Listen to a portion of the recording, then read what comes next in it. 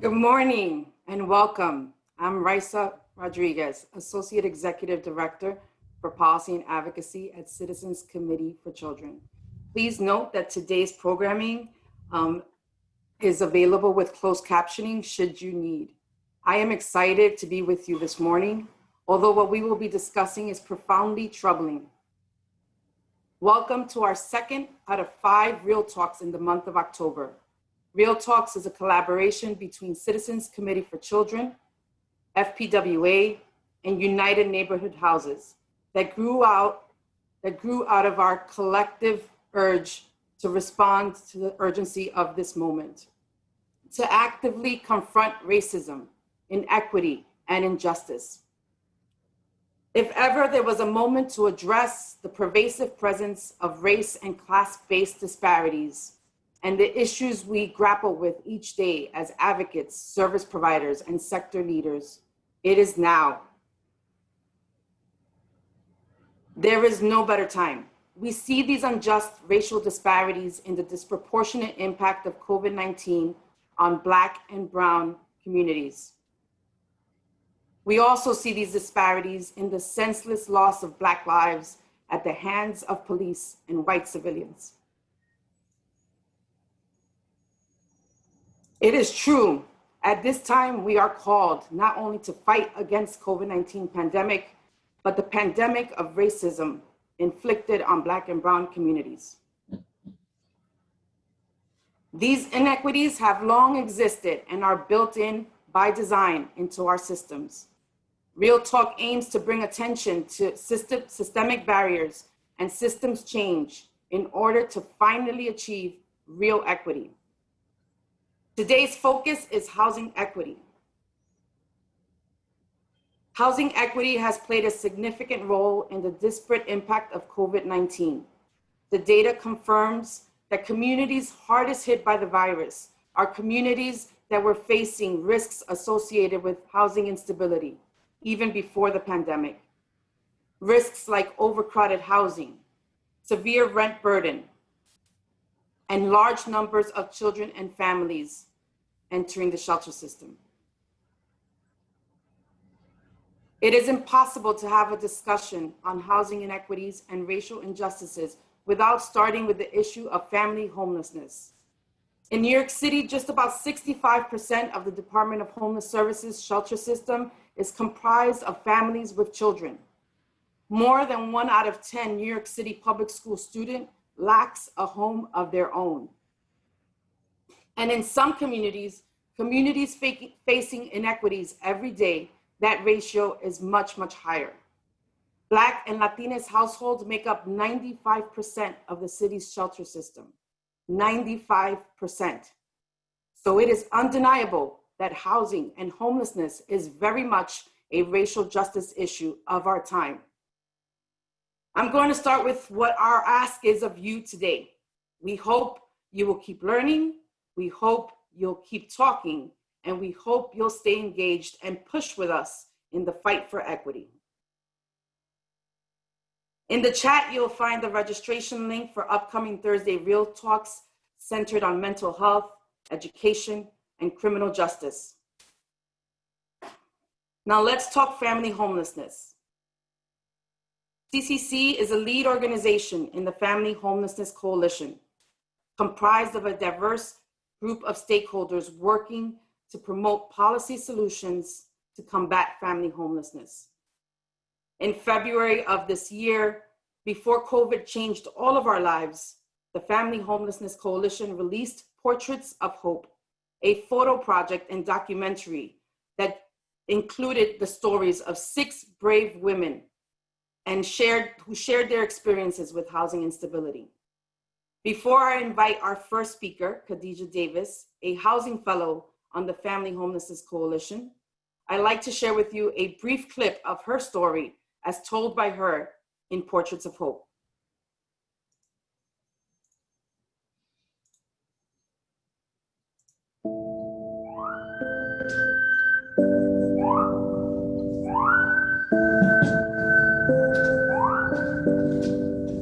My daughter and I had to go to a shelter because the person I was living with, I just could not be with her anymore. Honestly, she's making the place unsafe for me and my daughter. And I just didn't want my daughter to be in that environment. I was unhappy being there, and she just made it that I had to leave. It was really, really hard. My daughter at the time was like 2 years old. I was in Queens. I would have to get up sometimes 5 o'clock in the morning with my daughter to get her ready to go to school in Brooklyn, then also back to work in Manhattan and do the same thing coming back home in the nighttime. If you're in a situation right now and you're going in a shelter, just know, keep your head up. Don't let anybody make you feel like you're less than a person when you're not. You are still who you are at the end of the day. And this is just one problem you might have, but you're gonna get through it.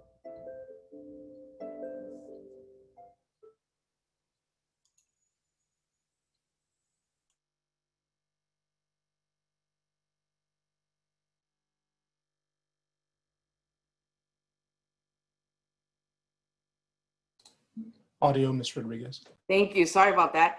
I am excited to have Kadisha with us today. She will not be joining us by video today, but it is her voice that we need to hear at this time.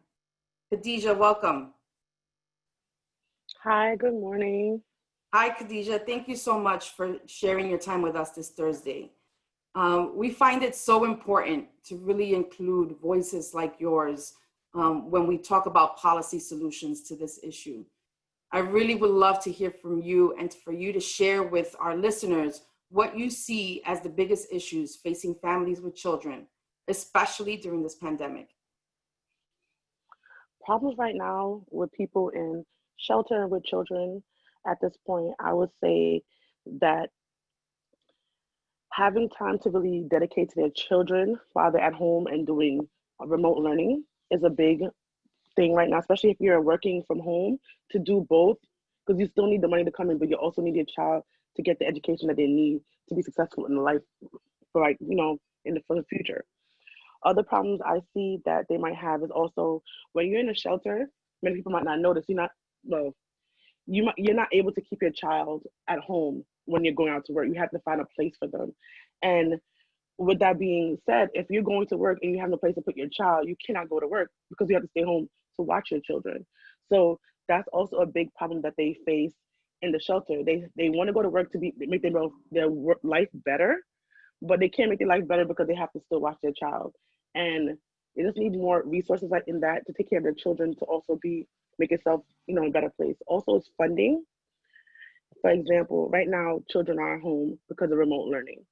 They eat more, they use more toilet paper, they use more soap and things and supplies at their home more than they would usually use. And because you would think that welfare would give you more money because of this situation, but right now they don't. They give the same amount of money. And because of that, it's going to be very hard on the families to really help themselves if more resources are being taken out instead of being put back in to help them and their family to be stable and things like that. It could be very stressful in the shelter in general, with being with your kids, and being in a shelter by itself is stressful. But being in being in a pandemic, 24/7 with your child, is just an ongoing stress that you might have. You love your child, yes. At the end of the day, it's just you need some space, and with that, it could be a lot of more depression. I have a video that I talk about shelter and depression, and that's before the pandemic even happened. So I can't even imagine a person in the shelter right now who's with their child every day, every second.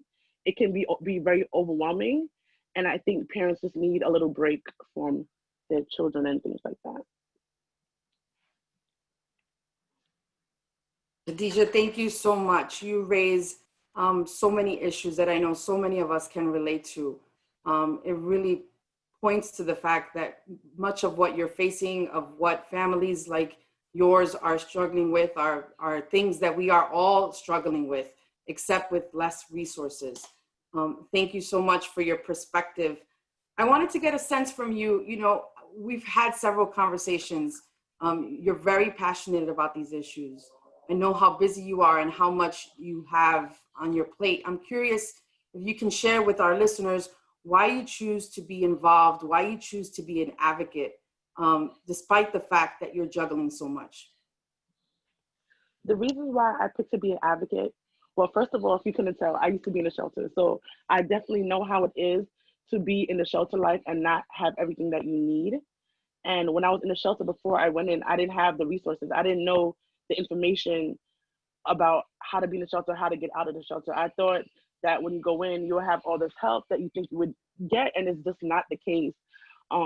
So I put information out there so people can get the information to be able to use it in their everyday life while they're in the shelter, and also to help people. I like helping people be better with themselves. But especially when you're in the shelter, you feel alone. Even though people are in the shelter with you, you still feel alone. And it's just, I want to help people not feel alone, and also know that one day you will get out of this. It's not your everyday, it's not gonna be your life forever. You're gonna get better. If I'm the person to help them get to the place they need to be a better person, and to really help themselves get out of the situation that they're in, I'm definitely happy to be that person. It's just important to help people, especially people in need who don't have as much resources as a regular person would have if they weren't in that situation. Kadisha, I thank you so much for your time. Your voice is exactly what we need to help us to learn from you and to really shape solutions. Anything you want to share with us as a last thought in terms of what we need to fix this problem? I think that we need more resources, more money and funding for the people. You might think that, we get a lot of money, different things like that, but at the end of the day, people need the money to get out of their situation. And you don't want them to be on it for the rest of their life, but if you give them like a head start in not coming back to the shelter, that's another problem we have also, is that people go in the shelter multiple times because when they take them out of the shelter the first time, they didn't have the proper foundation. When you build a building, you need the foundation to be set properly. If not, the building will crumble. And that's what's happened to a lot of families. You give them a start, but the foundation that you put them on is not solid. And if it's not solid, they are going to fall again. And that's what's happening. So we need to make sure we give them the right information when they leave, so they won't have to come back to the shelter again and again and to restart their family again and again. It's very hard. I'm not going to say everybody we're going to save and help like that, but if we just give them the proper start and get the proper funding and get the proper education and just give them the information out there to help them be a better person that they need to be, they can be very successful. And that's about it. Kadisha, thank you so much. I so look forward to continuing this work with you and including your voice in this work. I assure our listeners, this is not the last time we'll hear from Kadisha. I encourage you all to stay tuned to learn more about the Family Homelessness Coalition. You can visit our website, included in the chat, and make sure to view Portraits of Hope in its entirety. It is 10 minutes well spent. Kadisha, thank you so much. Before we move on to the next segment of today's talk, let's listen in on what women fighting inequity every day have to say about necessary solutions.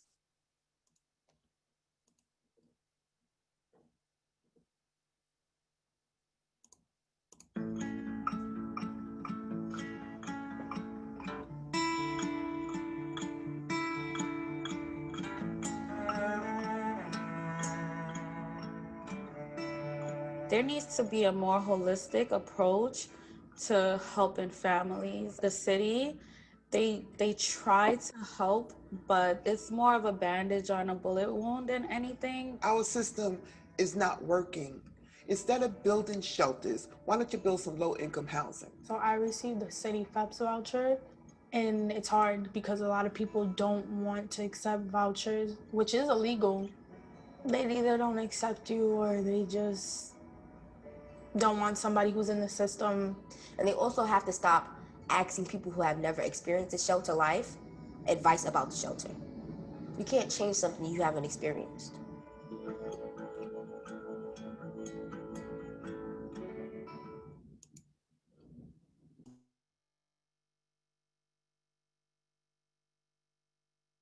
I hope you gained from that as much as I did.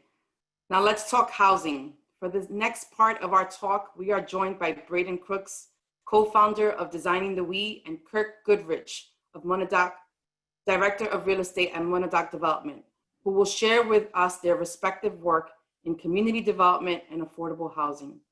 In the interest of time, their bios and respective organizations are included in the chat. We also want to hear from you. Please let us know your thoughts, your comments, your questions, and include them in the chat.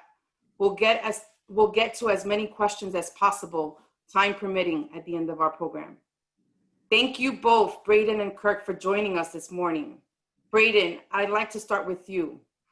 What I've come to learn is that too often we believe that issues related to housing development, community development, and other issues are too complicated to unpack. I myself find myself guilty of thinking that the notion of redlining, for instance, is too complicated. But in fact, it could not be simpler. It is an example, clear as day, of policies that had led to decisions of where to invest, where to allocate resources, where to underinvest and underserve based on who lives in those communities, and often based on race. Braden, please provide us with some insight from your perspective on the history of redlining and other racist policies. But in particular, I would love for you to focus on how we see the consequences of these policies playing out in today's housing crisis. Welcome, Braden. Thank you. Thank you so much for having me here. And already I think we've heard a lot and learned a lot about just how this system works. And, you know, as you said, redlining, and I'm going to share my screen here in a sec to give folks a sense, you know, is housing policy. It's, you know, connected to financial policy and all these things, right? But, right, it's much more simple, to your point, right? It's really about who gets to be valuable and who's worthy, and how those decisions were made and really baked into the systems and structures that we deal with today. So as you said, I'm the co-founder of Designing the We. My other co-founder, shout out to her, April DeSimone, amazing Bronx born and raised partner. And so we created what's called the Undesign the Red Line exhibit. And I'm going to show you a couple images from that and talk a little bit about the history and connect it back to what you were just talking about, which is what does it mean for today? So bear with me as I do that. Play this.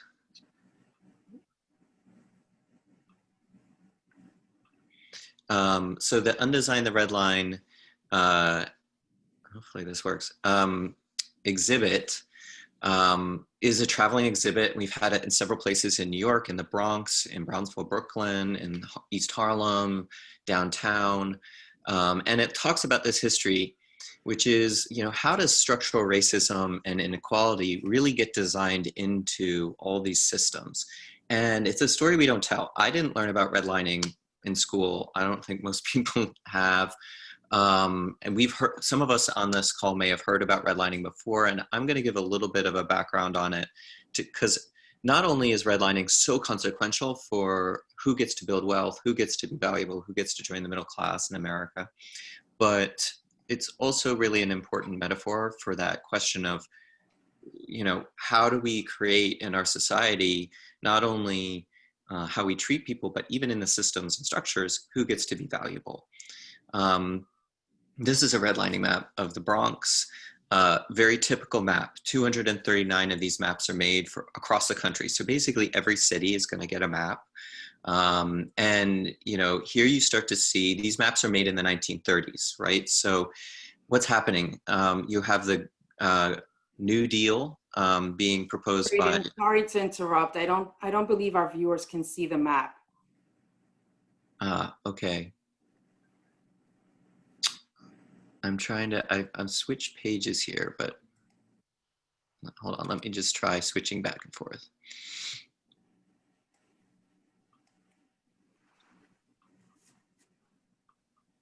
Can you see it now? Perfect. Okay. So this is a map, as of the Bronx, and they're coming out with in the New Deal, right? We're responding to the Great Depression, creating middle-class wealth building programs and the social safety net and all these things that we're used to today. But the federal government in the 1930s is explicitly racist and really explicitly white supremacist. And they want to bake into those systems and structures ways to make sure that only white folks are really going to benefit from them. Redlining is how we do that with home ownership. So they're giving out, they create the 30-year mortgage and 15-year mortgage. They're giving out really low interest loans. They're insuring home loans, right? They're kind of opening up owning your own home as part of middle-class American identity. But, okay, they don't want, people of color, new immigrants, and others to get access to that. So the maps are actually a risk assessment system. Basically, it's a credit score. So, you and I have a credit score today, right? Well, back then we wouldn't have had a personal credit score. And instead, with these maps, they're essentially giving your neighborhood a credit score. And there's only 4, right? So you're either green, which is great, definitely lend here, green light. Blue, which is second best, it's pretty good. Yellow, which is called declining, and finally red, which are called hazardous areas. And here, if you're familiar with the Bronx, right, most of the whole South and Central Bronx is red. Yellow isn't that much better, to be honest.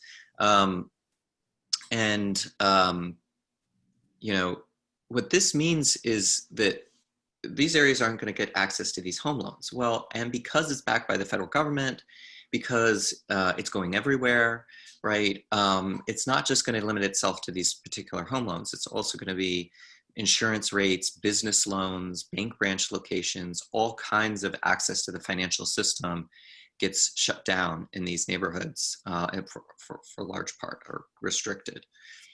And this sends those neighborhoods on a pathway of decline and disinvestment, because it's harder to sell a house, it's harder to start a business, and these neighborhoods, when they're first redlined, are across the country, very rarely, they're not the blighted, abandoned, empty, dilapidated places that you might think they might call hazardous. No, actually, these are full neighborhoods. They have storefronts, right, with people shopping. They're not what we would think of as empty or disinvested, but they're going to become increasingly like that.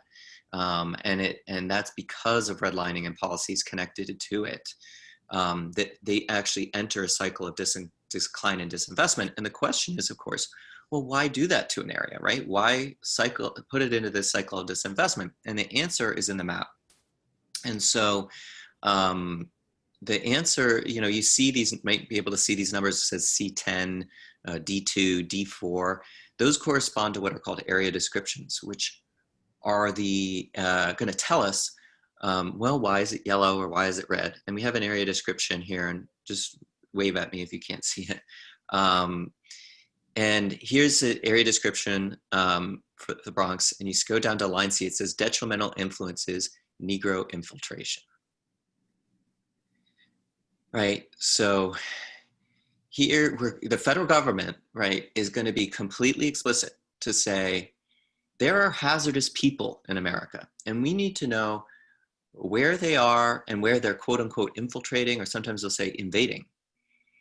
And this is particularly targeted towards Black families, but also Hispanic families, Asian families. At this point in time, people they called foreign-born new immigrants, which included Italian immigrants, Eastern European Jewish people. Eventually a lot of those European immigrants actually become white at some point, right? We start to consider them white, whereas before we didn't. And so, right, this is going to begin associating race and real estate value in a very profound, deep structural way. And this has major consequences because it's going to, white folks who can leave are going to get out of these neighborhoods because they don't want to see their property values decline. It's going to begin and accelerate a process of hyper-segregation that was already going on, and but gets worse until the 70s or 80s. And at the same time that we're concentrating people into redline neighborhoods, we're disinvesting and devaluing those neighborhoods. So you look at a family like April's family, right, who lived in D4 in the Bronx, bought a row house, right, thinking, we're buying into the American dream of owning your own home. Well, guess what? 2 things. One, you don't have access to these federally backed home loans, right? This great credit. So instead you're going to be getting predatory lending and things like that, what was called a contract buy. And 2, right, you bought in a redlined area. So you haven't bought the anchor asset that's going to become the wealth of your family moving forward. You're going to go underwater and you're going to lose that money, right? And so that happens to millions of families across the country who were upwardly mobile, who were perhaps joining the middle class, but saw that wealth destroyed. And that has never been repaired, right? That has never been undone. And the geography that this creates has never been undone.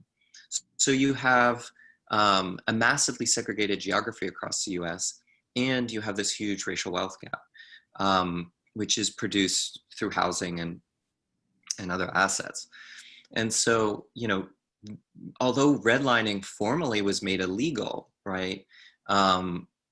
You know, the legacy and the structures are still here. And that's one of the reasons why we say, you know, redlining is one of the ways that structural racism gets designed into cities and places. It's never been undone. It's never been undesigned. So what does that mean now? And I think, you know, we'll talk a little bit about the solutions, but I think the focus on wealth, geography, ownership, who's owning, how is that ownership working? And to really think about solutions, and it's not to say, you know, we need solutions, right, that, and we need, people need help all the time, right? But one of the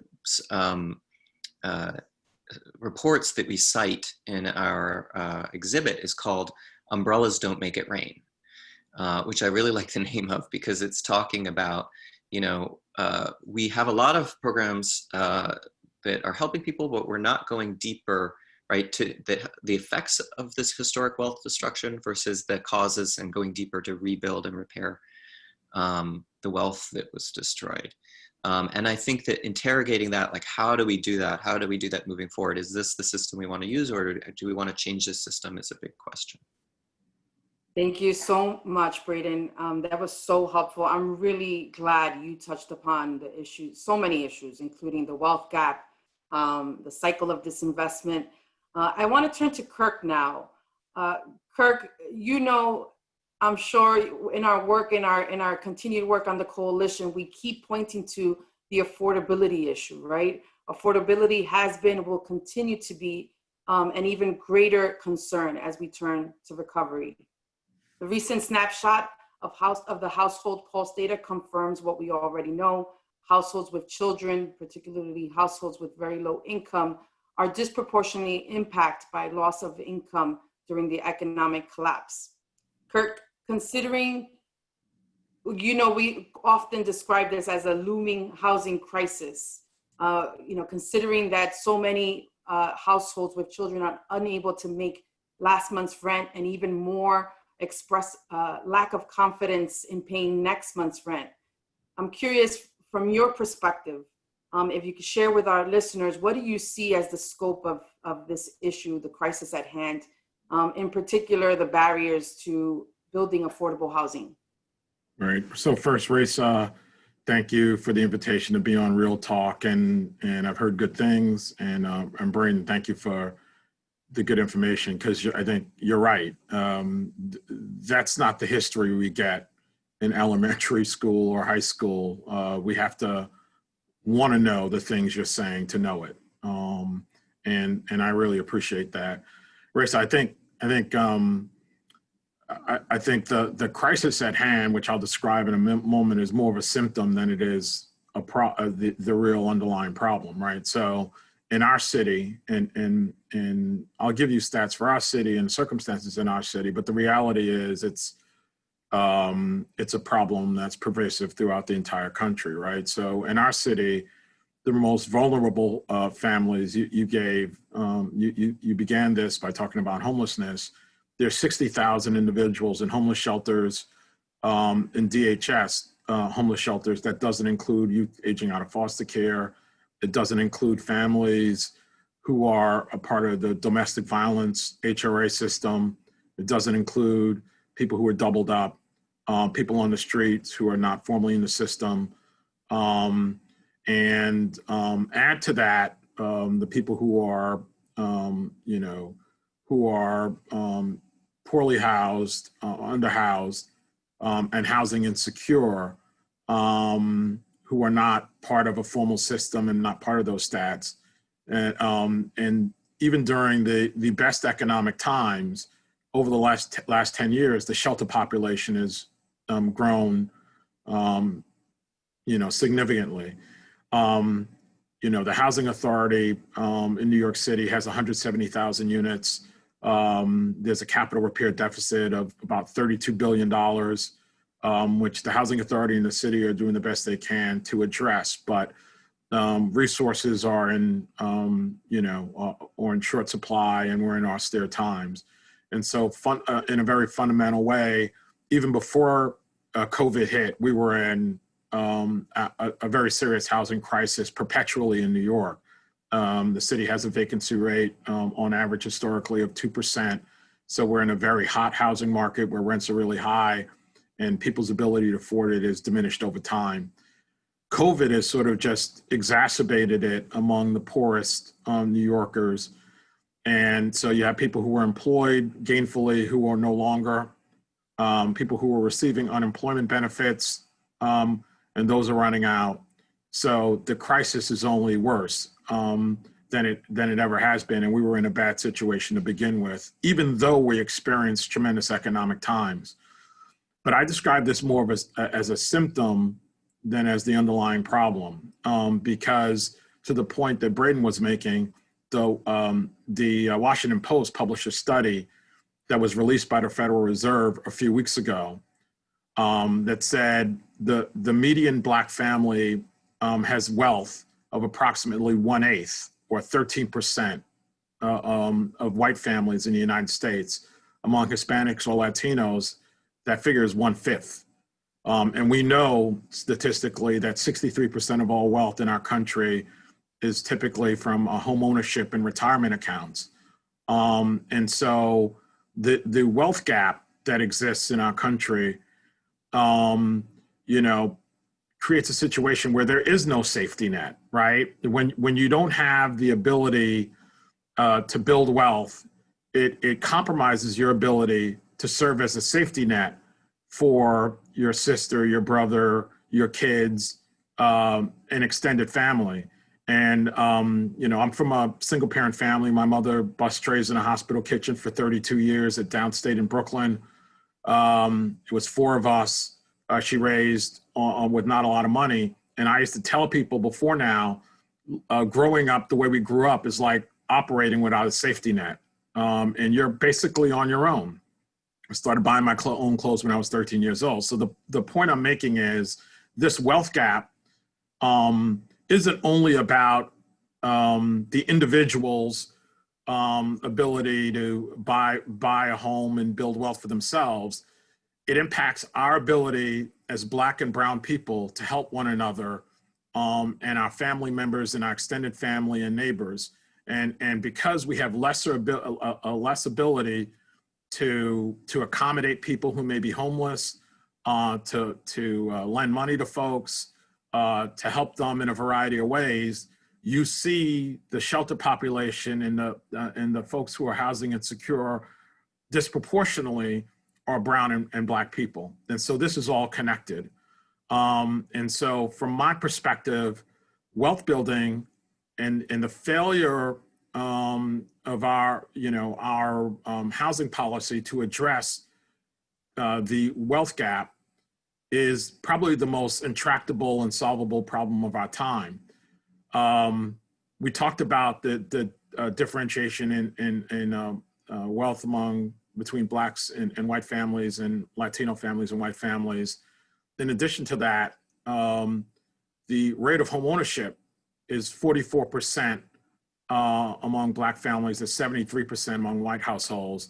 87% of white homeowners buy their first home before they're 35. That figure is only 53% for Black homeowners. For Black folks, if you own a home, on average, it's worth 48 grand less than white homeowners. So we're buying at lower rates. We're buying later in life. And when we buy, our homes are worth less. And all of these things contribute to us building less wealth and putting our community, in a position where we can't respond to any crisis, and we can't be helpful to one another. We can't borrow to put our kids through school. We can't retire comfortably. We can't borrow to start a business or help, family members in any material way. And so from my perspective, you know, the situation we're in requires housing policy that focuses first and foremost on bridging the wealth gap and creating wealth among Black and brown families, while at the same time helping the most vulnerable families in cities like New York and communities where you see the sort of housing insecurity that we have here in New York City. Thank you, Kirk, so much. I want to turn a bit to solutions.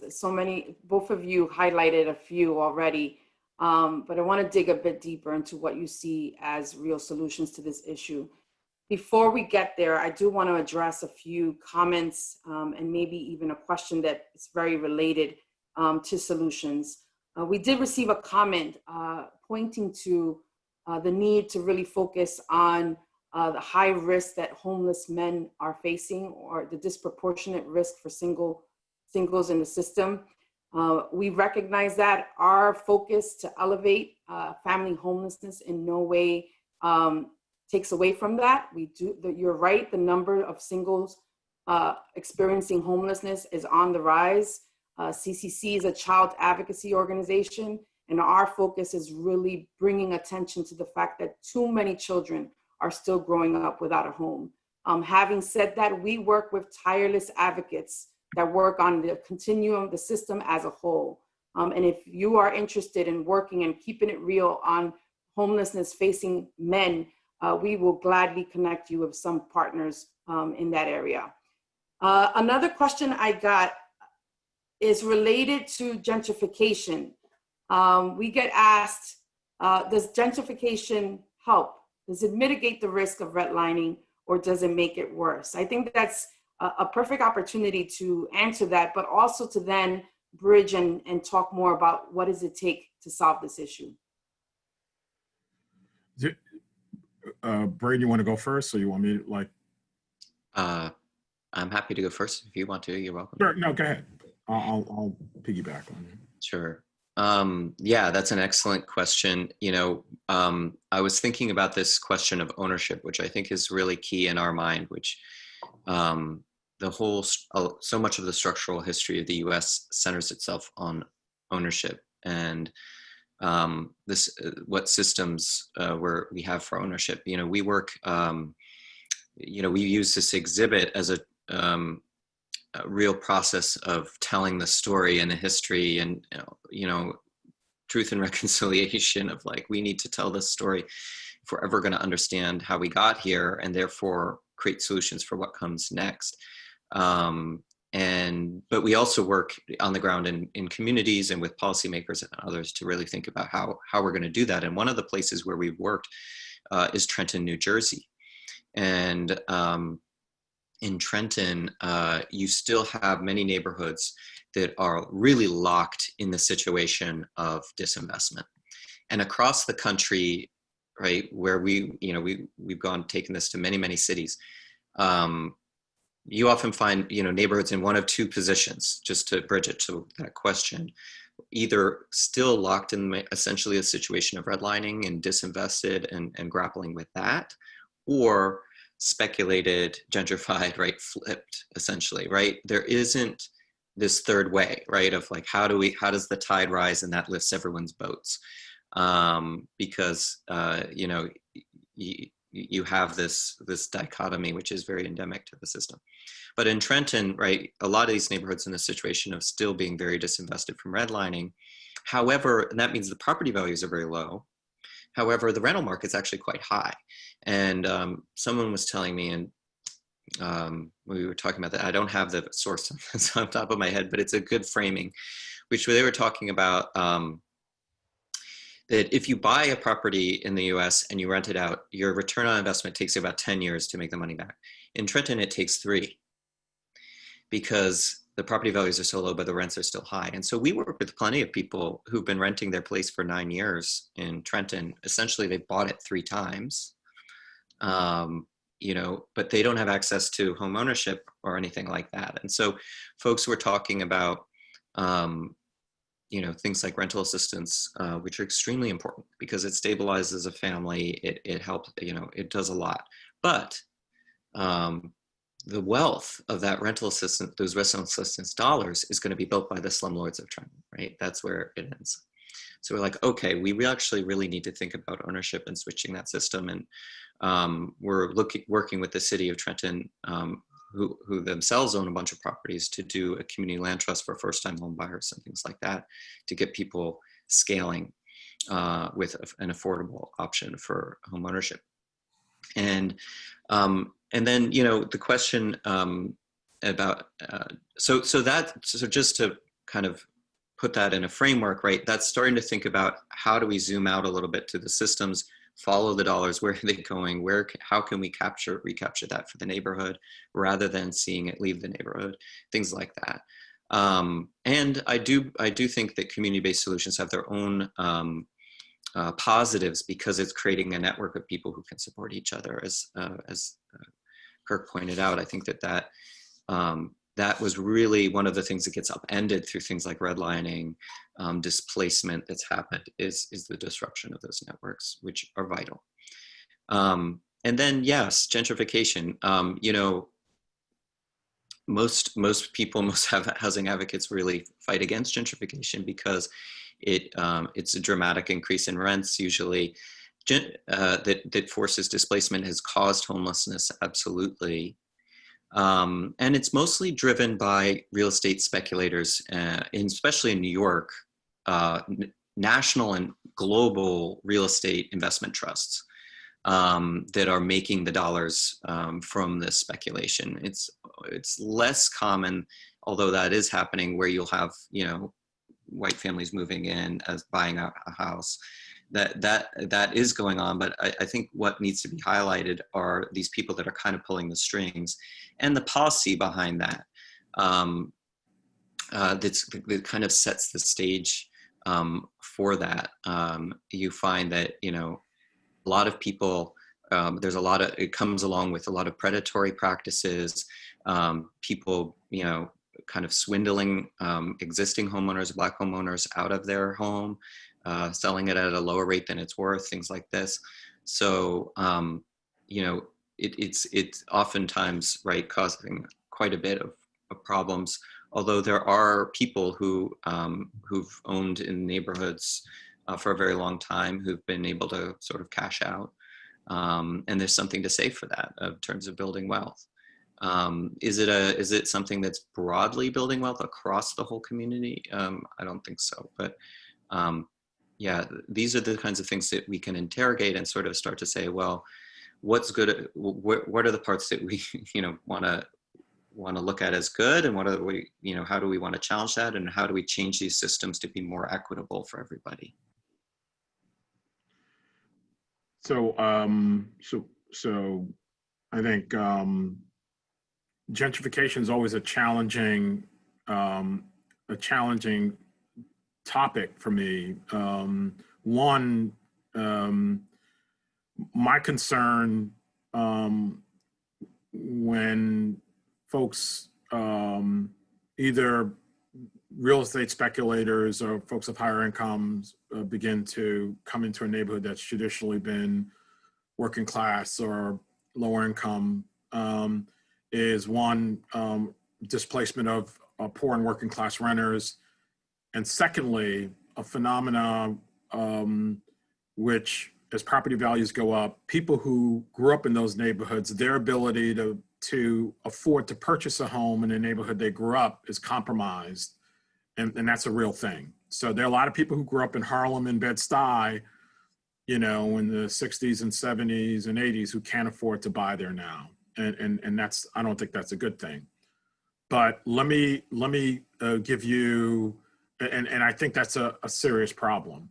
And I think Braden did a good job of describing it. But let me give you what I think that the dominant problem that Black families have in our country. We own properties in cities, neighborhoods, and on blocks where nobody wants to live. St. Louis, Detroit, Baltimore, You could go on and on throughout the Northeast and Midwest. These are cities that have lost 40 to 60% of their populations. Those folks aren't coming back anytime soon. And the relative value of those properties are really low. And they're the life investment of those households who live in those cities. And it's a double whammy, right? So they're not building wealth, right? Because nobody's moving into those neighborhoods to create value. The other part of that, and so their ability to build wealth in a significant way is compromised. But the other part of that is because those cities have lost so much of their population, the ability, the tax base is eroded, and the ability of people to those governments to provide municipal services is compromised. So they're living in neighborhoods and in cities that are largely abandoned. Their properties are not worth very much, and the services they get in terms of parks and schools and policing and everything else are far worse than in other cities that are more popular in the Southwest and the West Coast and the Southeast. And to me, the volume of people of color living in that circumstance in our country where they can't build wealth and they're living in cities that have poor services is the dominant urban planning problem of our time, in my opinion. I think gentrification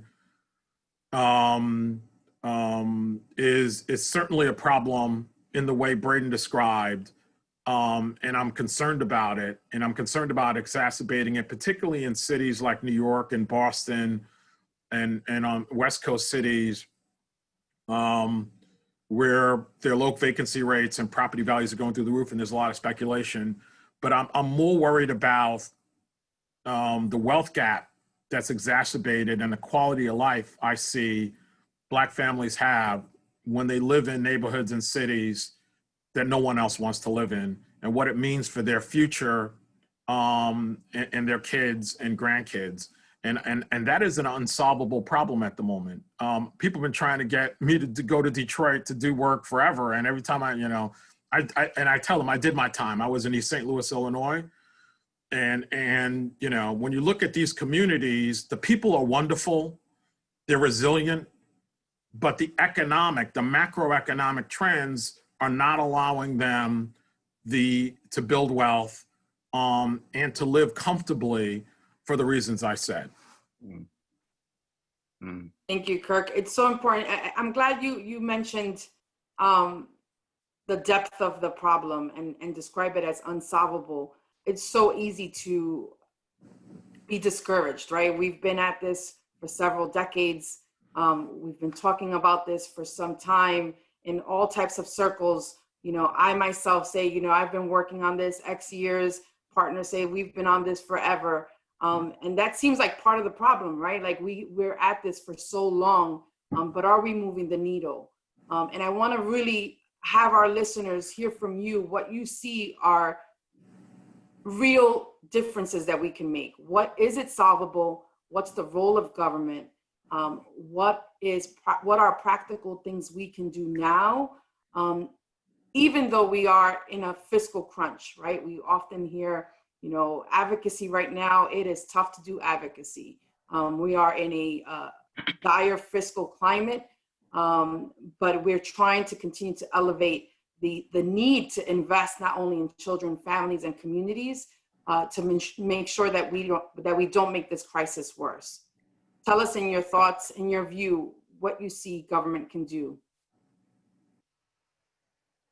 Kirk. Yeah, let's go, Kirk. Me? Yeah, I think so. I think fundamentally, I always I try not to use the word reparations because it's so loaded and everybody runs to their to their corners and puts on their mouthpiece and headgear. But the reality is,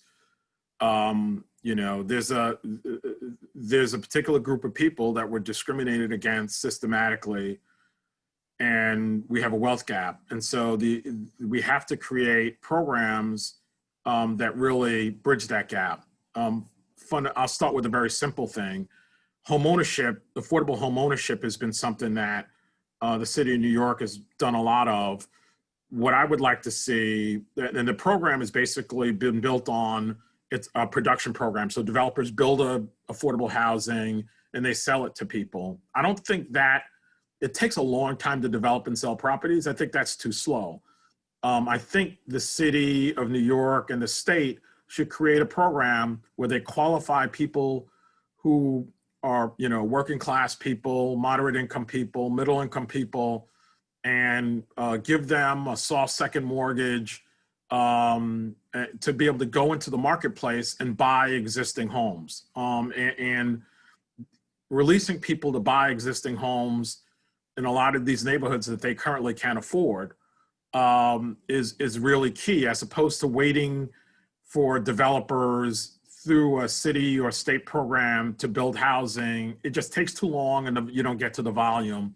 The other thing I would say, which I don't like, the very first thing I learned about when I was in undergrad about affordable housing was limited equity co-ops. I think there are situations where that has value, but I think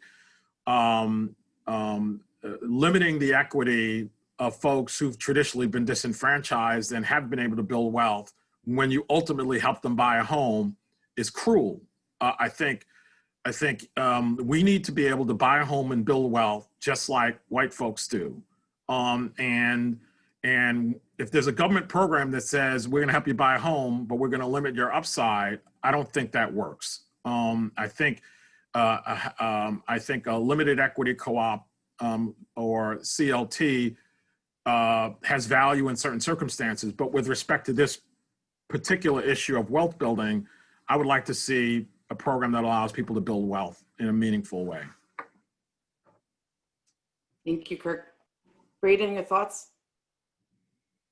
Yeah, so I think that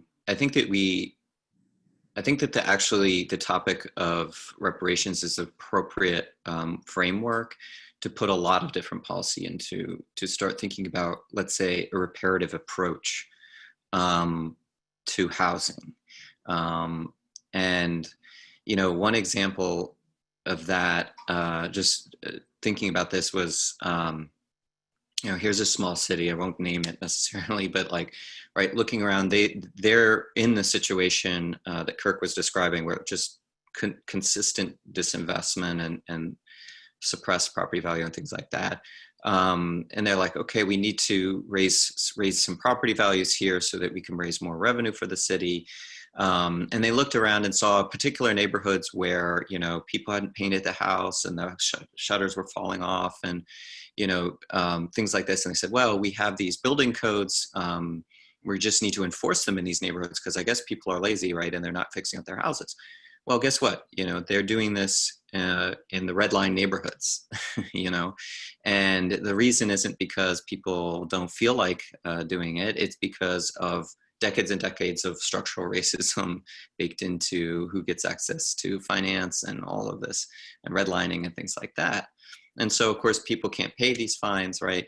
And they end up taking the houses with tax lien, right? So basically, they end up punishing people for being the victims of redlining. And this is very common, this type of approach, right? We were very used to, in which, you know, without understanding this history, without asking how did we get here, right, end up reproducing the inequities for another generation. And so what would be a reparative approach would be to say, okay, we're going to give people grants to fix up their houses. We're going to give people access to really easy credit, things like that, and start to bring money back into neighborhoods. Another thing, you know, to think about in terms of wealth is to look beyond, and I think that systemically we need to look beyond homes as really the sole and main origin of wealth in the U.S. You know, the average cost, the median cost of a home back when they were doing redlining and they were opening up the GI Bill, and you saw a lot of wealth being built through homes, you know, was 1 time the median income. Well, today the average home is 6 times the median income. So homes, you know, this financialization of homes as a growth asset has created increasing unaffordability. So those things are connected. Also, you look at mortgages, right? In the average market, you know, the exception are gentrifying markets essentially today, but in the average market, you see about a 6% increase in value. That is not accounting for the fact that the average size of a home, this is national data, so national data looks at the average size of the home has doubled anyway. A mortgage is often, depending on your interest rate, twice the cost of the house, maybe 3 times the cost of a house in interest over the course of the 30-year mortgage. So you're looking at really what is, although it is people's main asset, oftentimes, what is essentially a very expensive savings account. And in some sense, if you could say, well, let's say that we don't spend as much money on the home and we put the money that we would have put into our mortgage, we put into, you know, this a retirement account, or we put into even just a savings account, you could pencil that out to show that you actually just have a lot more money. So this is one of the reasons why, in a large scale, looking at things like CLTs can make sense. And especially, I think, when you look at getting affordable options for people to scale from. And then it remains affordable for the next family to come in and who are a first-time home buyer.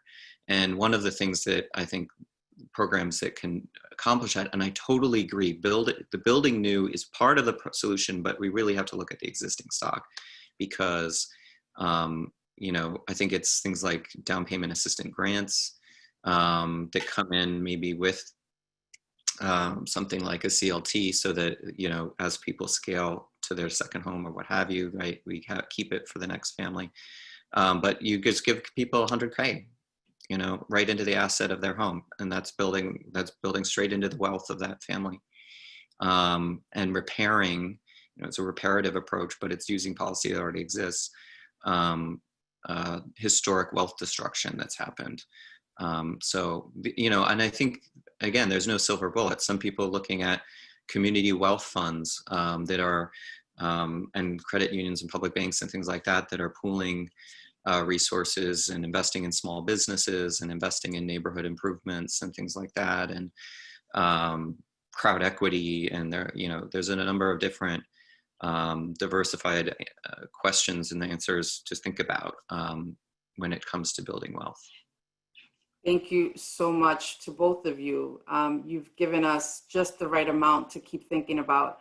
Honestly, I think you've planted exactly the seeds that we wanted to plant, to hope that folks keep learning about this issue. We are just about out of time. I want to thank Kadisha and Braden and Kirk for spending their busy Thursday morning with us. I've learned so much from each of you. We need you, all of you who are listening. We need you in our fight ahead. So as I said earlier, keep learning, keep talking, and join us. We also ask that you take 2 more minutes to complete a brief questionnaire. A link is now included in the chat. Your thoughts will help us improve our upcoming work in the fight for real equity. Finally, this Real Talk has been recorded, and you will be able to find it on the CCC website. Thank you for joining us this morning. Enjoy the rest of your day. Thank you all. Thank you.